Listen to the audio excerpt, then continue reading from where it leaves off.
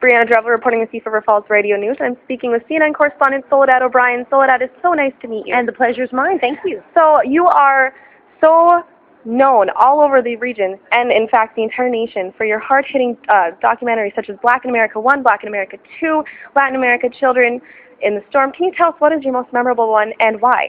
You know, that's like asking someone, who's your favorite child? And the truth is, I learned a lot from each one. I have a very special feeling about our Black in America series because it really was the one that kicked off Latino in America and some of our other In America series, so that's very important.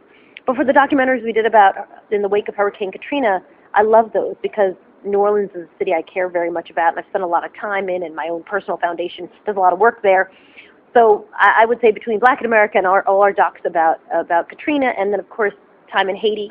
When you do a documentary, you camp out with people, you fall in love with them, and you really learn their story. So it's very hard to pick. I would say all of them equally.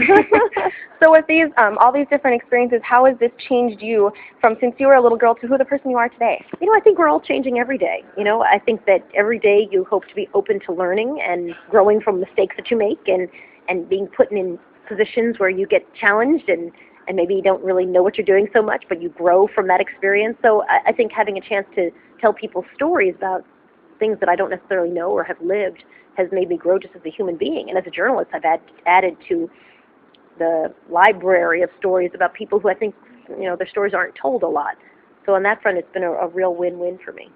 So is there anything coming up for you, another documentary perhaps? Yes, funny you should ask. November 13th, which is Sunday at 8 p.m. Eastern Time, we're going to run our fourth Black in America, which is a look at really, where are the black people in Silicon Valley? Is Silicon Valley truly a meritocracy, or is it success correlated to the color of your skin?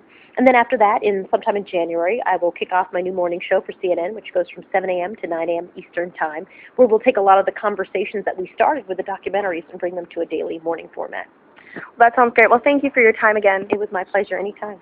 Back to you, Keith.